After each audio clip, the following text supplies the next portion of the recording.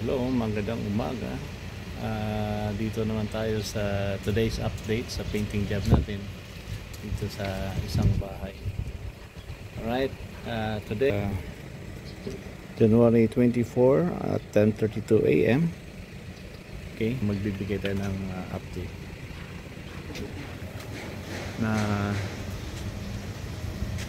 ito na yung inabot kahapon at continuation ngayon sa column ng bahay at saka sa trellis.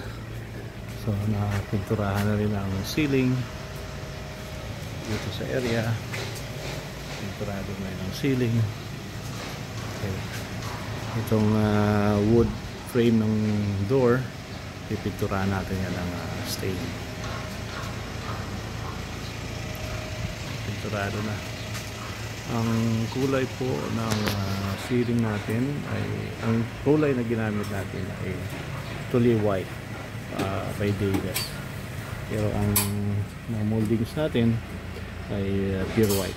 So medyo off-white ito and then pure white para mayroong ma-separate ang molding at saka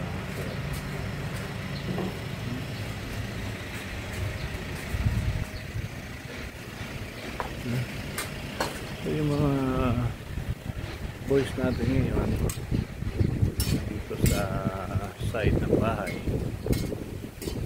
sa taas ng scaffolding.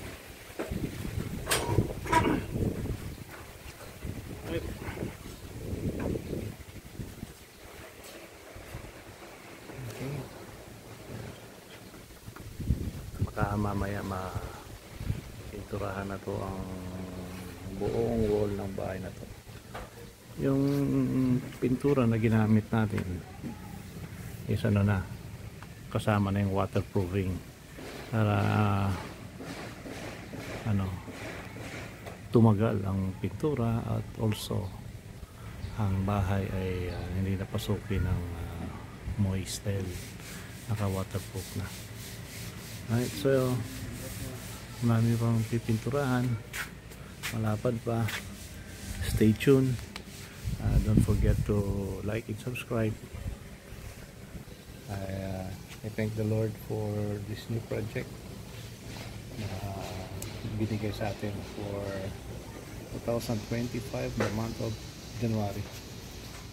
So hopefully by February meron naman tayong bago na pipinturahan, and continue to stay tuned. Don't forget to like and subscribe for more updates. Alright, so kung gusto nyo magpapintura ng bahay nyo, repaint man yan o bago, PM lang. Thank you for subscribing, share and like. God bless.